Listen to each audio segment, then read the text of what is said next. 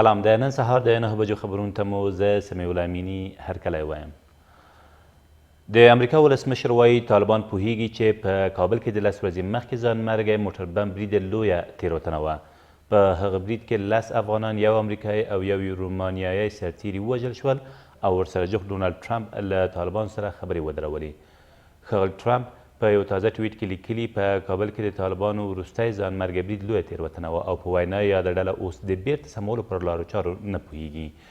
طالبانو لا تراوسه په دې اړه څه نه دي ویلي، خو تېره ورځ په مسکو کې په ډاګه کړې چې لا هم غواړي د افغانستان لانجه د خبرو له لارې هواره شي. له دې سره سم ناټو وایي له افغانستانه د بهرنیو ځواکونو د وتنې په اړه هیڅ بحث نه دی شوی. د دغه تړون یو مهم قمندان جنرال تاد ویلټرز ویلي امریکا او ناټو ژمنه ده او په افغانستان کې ماموریت لا هم پر خپل ځای دی. نوموړی سره له دې چې د افغان سولې بهیر له ستونزو ډک بولي، خو زیاتوي د افغانستان د ولسمشري ټاکنو له رانږدې کېدو سره سم د رڼو او عادلانه ټاکنو ترسره کېدو لپاره ناټو له افغان ځواکونو ملاتړ ته ډېر پام اړولی دی. ولسمشر غني تېر مازدیګر په حامد کرزي نړیوال هوایي ډګر کې له بیت الله شریف څخه د راستنه شویو حاجیانو له وروستي کاروان سره وکتل.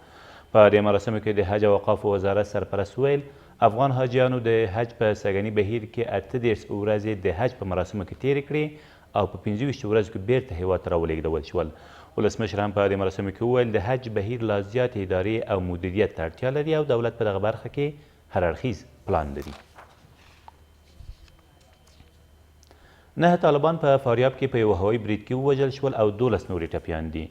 د 209 شاهین قل اردو قمندانۍ ویاند وایي دغه کسان تېره ورځ د ګرزیوان ولسوالۍ په دره شاخ سیمه کې د دوی په یو روزنیز مرکز کې په نښه شوي دي. د نوموړي په وینا په وژل شویو کسانو کې یو پاکستانی روزونکی هم شامل دی.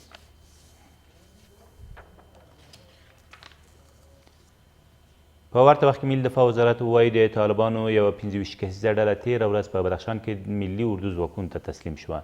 د دغه وزارت د ویاند مرستیال وایي دغه کسان چې تر دې مخکې په جرم ولسوالۍ کې په دولت ضد کړنو بوخت وو، بالاخره تېره ورځ یې خپلې وسلې پر ځمکه کېښودې او سولیز ژوند یې غوره کړ.